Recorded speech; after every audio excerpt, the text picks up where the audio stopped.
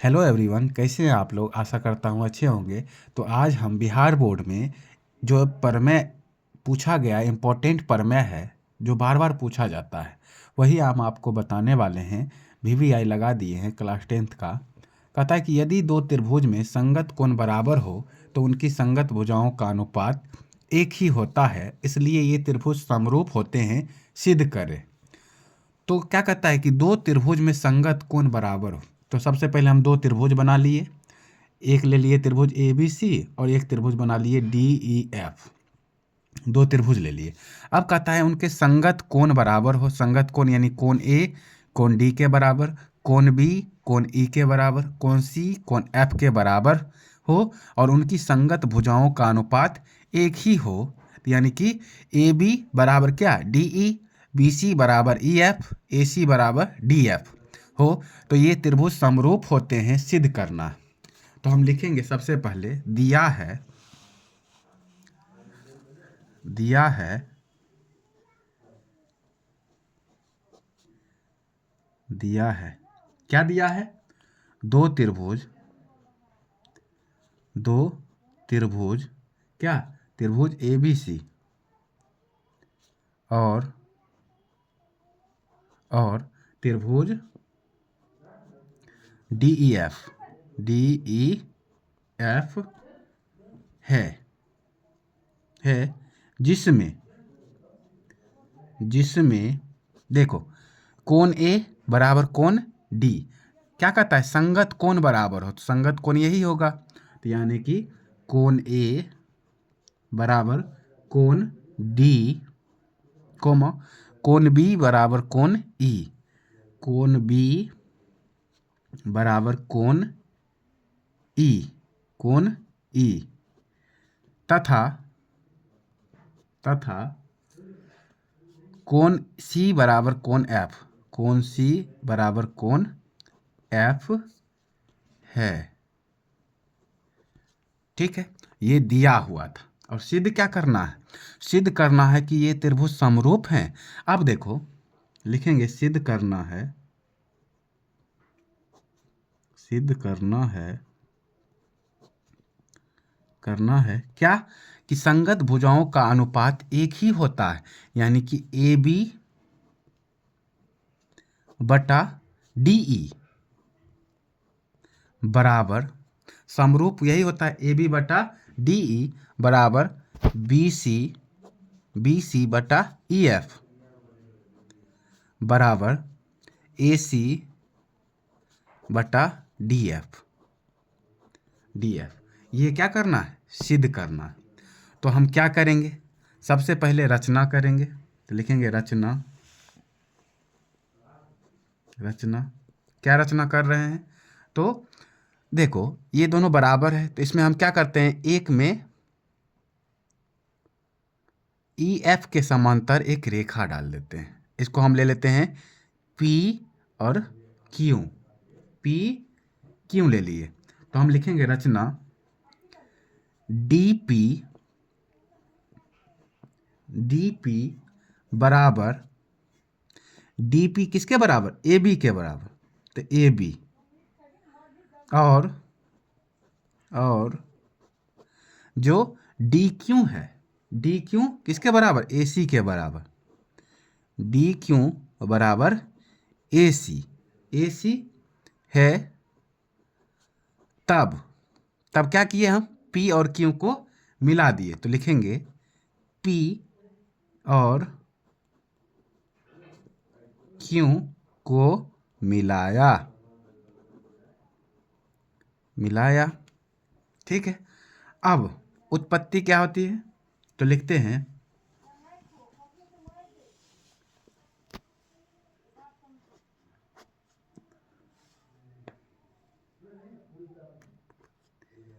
उत्पत्ति। ठीक है, उत्पत्ति क्या होता है, तो देखो जो डीपी है, ये जो हमारा डीपी है बराबर क्या है, ए बी। डीपी बराबर ए बी है और डी क्यू बराबर, यानी डी क्यू बराबर ए सी है।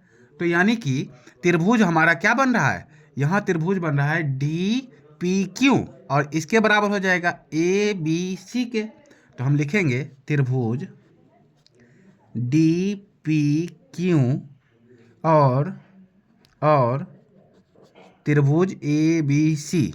तो त्रिभुज ए बी सी में, अब त्रिभुज डी पी क्यू और त्रिभुज ए बी सी में, तो हमारा क्या हो जाएगा, ये डी पी बराबर ए बी, तो लिखेंगे डी पी बराबर ए बी और डी क्यू बराबर ए सी, डी क्यू बराबर ए सी। ठीक है।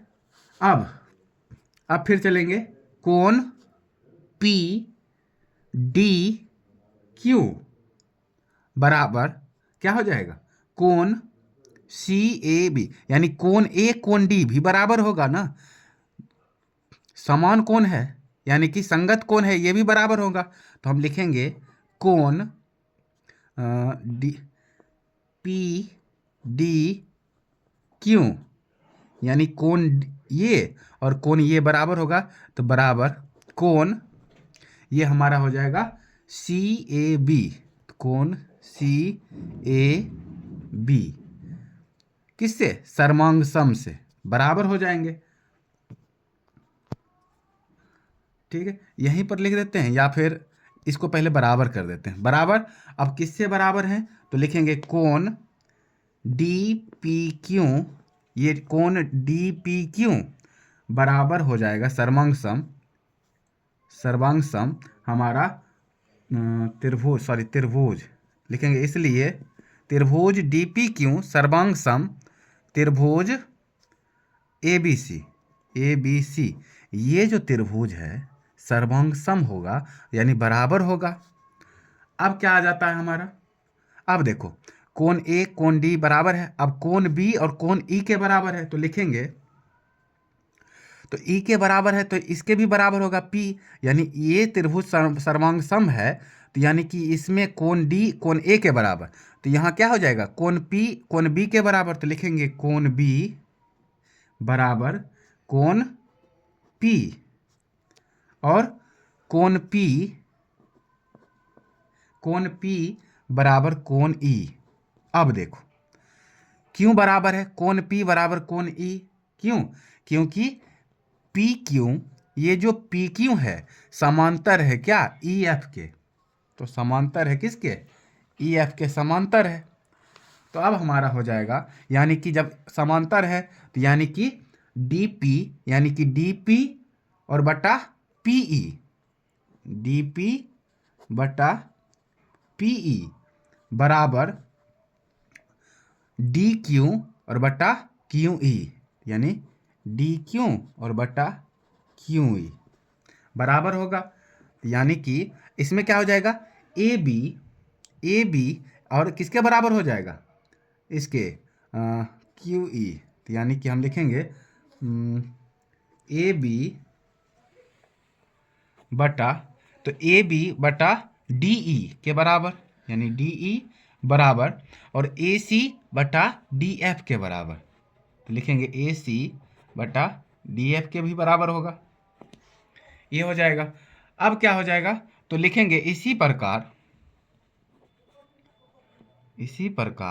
जब ये बराबर है, इसी प्रकार यानी कि ए बी बटा डी ई बराबर ए बी बटा डी ई बराबर हमारा क्या हो जाएगा, बी सी, यानी कि बी सी बटा ई एफ, तो ई एफ जब बराबर है तो हम देखो क्या हमको निकल गया, सभी बराबर आ गया, तो यानी ए बी बटा डी ई, तो हम सबसे पहले लिखेंगे ए बी बटा डी ई बराबर किसके बराबर है, तो बी सी बटा ई एफ, तो लिखेंगे बी सी बटा ई एफ, ये भी बराबर है, और डी क्यू और ए सी क्या है, ए सी, तो लिखेंगे यहाँ है ना ए सी बटा डी एफ, तो ए सी बराबर ए सी बटा डी एफ, यही प्रूव करना था,